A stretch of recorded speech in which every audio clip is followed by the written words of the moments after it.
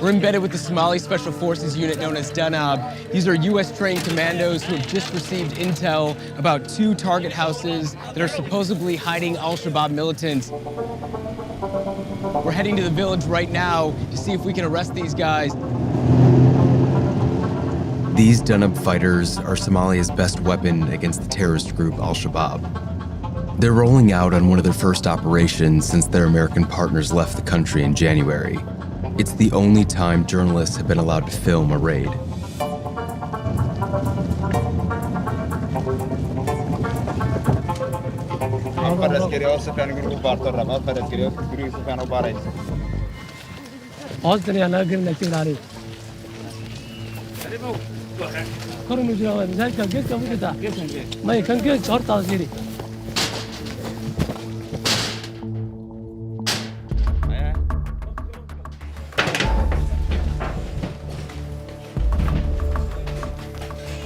One house they checked was empty, so they moved on to the next.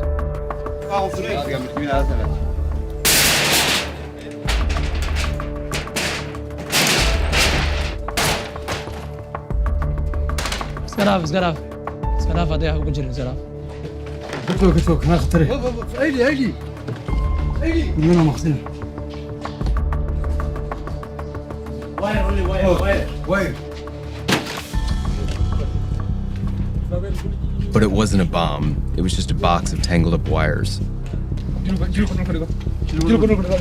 After detaining a half-dozen men, it was clear that none of them were in al-Shabaab.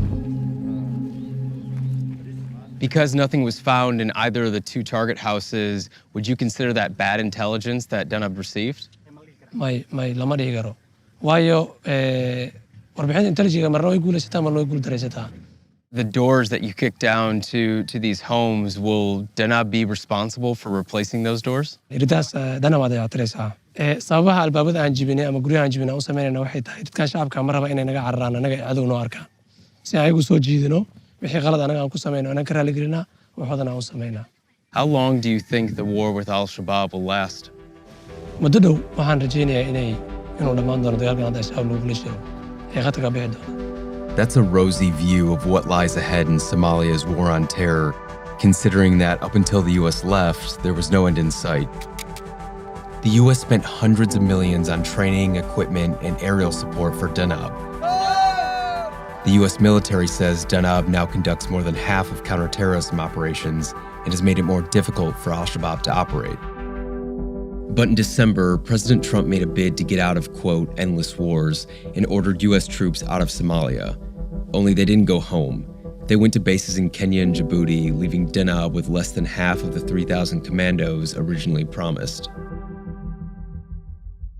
Did you expect that the Americans were going to leave so soon?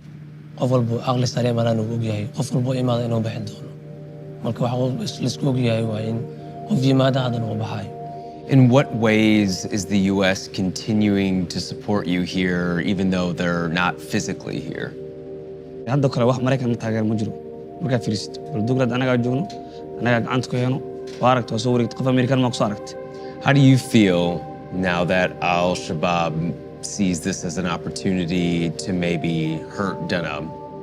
Isleeyin de culays baan iga diga hadii Mareykanka uu tago laakiin anaga pressure-keena waa saarayna shaqooyinkeena iyo howlgalladeena hore u wadanayna. nimankaas idinka difaacayeen isma lihiin waxaan aaminsannahay anaga inaan isku filannahay howlgal keligeena aan qabsan karno meel walba aan tegi karno ayay joogaan difaacan karno meesha aan anaga aan degannahay.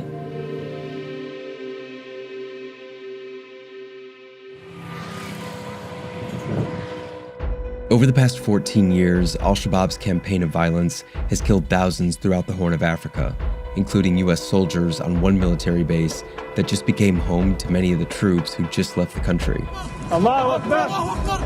They now control nearly a quarter of Somalia and are funneling the money they make through extortion to al-Qaeda.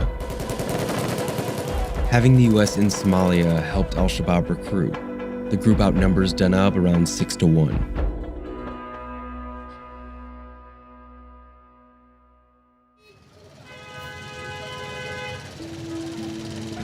We're here in an undisclosed location in Mogadishu, and we're about to meet up with a guy who says he was a former Al-Shabaab intelligence officer, and we're hoping to find out how Al-Shabaab received the news that U.S. troops have withdrawn from the country. Vice News couldn't confirm this man's former rank in the group, but we do know he is still in communication with its members. Now that the Americans have withdrawn their troops from Somalia, how has Al-Shabaab responded to that news? qofka bini'aadanka waxyaabo dabeecad uu leeyahay jirto qofka uu ka cabsanaya markuu ka tago waa iska dhadhacsiina inuu guulaysto maxaa yeelay sayaan waxaa waaye qofka ugu weyn oo membarka ugu dambeeya oo la dagaalamaya inay Ameerikaan yihiin haddii ay Ameerikaan ka guulaystaan inay wada guulaysteen haddii laga guuldareystaan ay guuldareysteen laakiin isma dhaxayaan haddii Ameerikaan oo dagaal ka joojiyeen nimankaas jaanisyo badan dadka inay kusii xasuuqaan inay u suurtagelinayso. Are the Americans right in thinking that Al-Shabaab wants to attack America outside of Somalia? taasna waxaa habeen maalmo u soo jeedaan jaanis u suurtagal haddii Kenya tahay haddii Ethiopia tahay haddii Djibouti tahay meesha allaala haddii xamar dhexdeeda soo ambo waxaa la mid Soomaaliya dhexdeeda ay tahay meel allaala meesha dana Maraykan wax lagu waxyeelay karo habeen maalmo u soo jeedaan oo inay waxaa la iska dhiciyaan waxaa yeelay dagaalka waa la iskula jiraa. What does Al-Shabaab think about Danab? They see them as a formidable force to be reckoned with now that the U.S. is gone? waxyaaba looga cabsanayana badanaa waxay ahayn diyaaradaha kor socday aynu hubkooda ama infentrigooda ma ahayn marka awooddaas ay u cabsi jireen danab haddii awoodii diyaaradihii iyo waxaa dagaaladii lala qaadayo meesha ay ka baxaan iyagoo Soomaaliya lala dagaalamo wax ma dhaamaan sida waxaa badanaan ay ka cararaan waa guuxa diyaarad. Militants aren't the only ones afraid of U.S. planes overhead. One watchdog group estimates that U.S. bombings targeting Al-Shabaab might have killed as many as 143 civilians. The U.S. military only admits to 5, including one member of the Kuso Omar family. Today, Kuso Omar is 9 years old. She lived in Al-Shabaab territory until last April.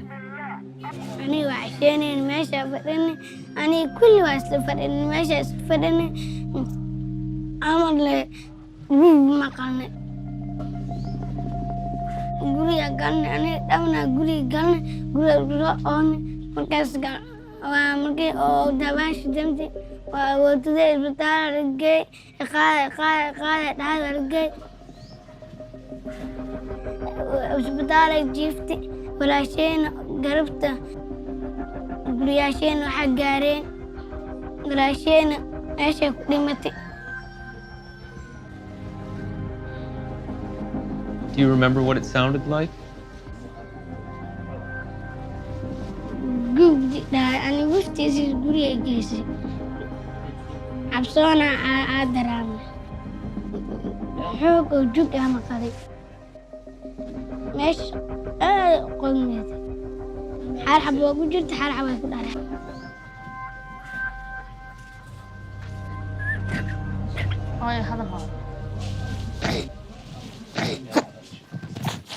I'm so sorry, Ade. I'm so sorry.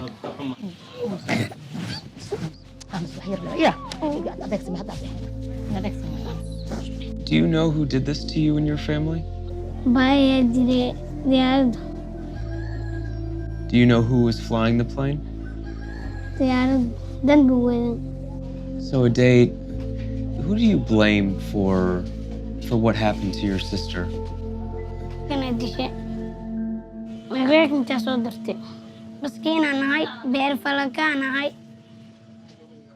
There's a very deliberate intelligence process to confirm the target.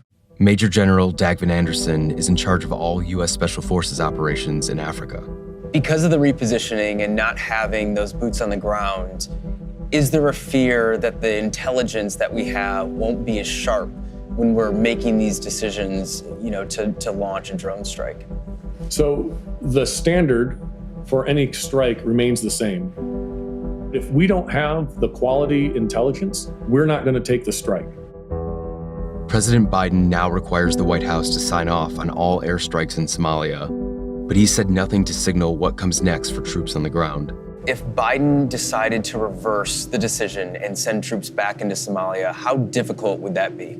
We haven't done that assessment. Is it possible? Of course it's possible. My job is to make sure that there are options available for our decision makers, for our policy makers to have. Was there ever a need to be in Somalia to begin with? I would say yes, it's important that the international community be engaged in Somalia. Al-Shabaab's a threat to the international community, it's a threat to the United States. It is, just to be clear, it is part of Al-Qaeda. And Al-Qaeda has already proven the will and the ability to attack the West and the United States. Al-Shabaab sees the U.S. repositioning out of Somalia as a victory. Does this not mean that in some way the U.S. has failed in its mission? I don't agree with that at all. We're still engaged. So while we may not be there persistently, we still have a periodic engagement. When Al-Shabaab's claiming victory, they're probably doing it a bit premature because they still have to go up against the Danab. And they may be small in numbers, but they're quite capable. Just because it's propaganda doesn't mean it's the truth. And of course, that's what Al-Shabaab is going to put out. The statement from AFRICOM last year said that they were hoping to support Danab until 2027 and build up the force upwards of 3,000 commandos. Less than half of that number have been trained. So is there a feeling that we have left them in the lurch? So I don't believe we've left them in the lurch. We've given them high quality training. They're very capable. Counterterrorism is difficult. There is no two ways about it. It is not without risk. And the threat that our partners, the Danab, face is real. But ultimately, this is a Somali problem. And this is an issue that the Somali people and the Danab are going to have to face.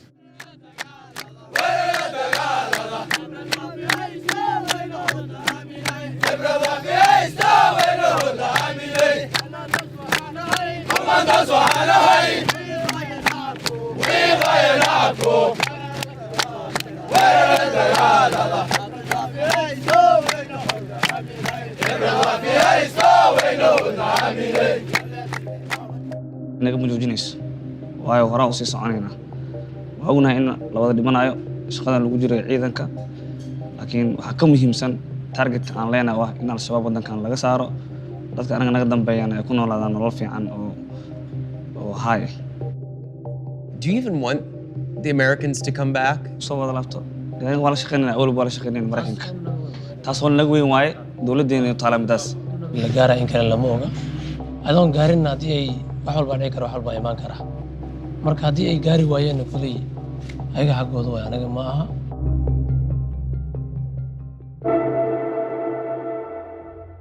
What was the reasoning behind the positioning to begin with? So that was a decision that was made at the senior levels of government. So I can't really speak to what decision. We executed the decision. I was not part of the discussions that went into that decision. Did they give you a reason why you needed to find a way to reposition the troops? This was part of the global reposturing effort. There were several efforts that went on when we repositioned in Iraq and Afghanistan. So it was combined with that overall effort. What do you think we've lost by not having troops on the ground in Somalia anymore? I think that when you say what have we lost that day-to-day close relationship and touch point, but it doesn't mean that the relationship is lost. It just means we have to work harder for it and that we have to stay engaged and we have to be deliberate about how we engage. AFRICOM has verified and confirmed that civilians have been killed because of U.S. drone strikes. We were able to meet with a young 10-year-old girl who was part of a family that was hit by one of the drone strikes. Her sister is still suffering complications from that attack, and she still has surgeries that she needs to go through. Shouldn't her family be compensated for the suffering that they've had to endure? First of all, yeah, it is heartbreaking. It is. Anytime you're in a war zone, anytime there is civilian casualties due to conflict, it's heartbreaking and it's very frustrating. It's frustrating as a commander and as a father. When we do these strikes, there's a very deliberate intelligence process to confirm the target. And what I can say to that is we can't claim perfection, but we do hold ourselves accountable. And we do that very deliberately. And we do that with a very methodical process so that we do improve and we do hold ourselves to a high standard. I think we do that better than any other nation. And I know for a fact we do it better than any terrorist organization.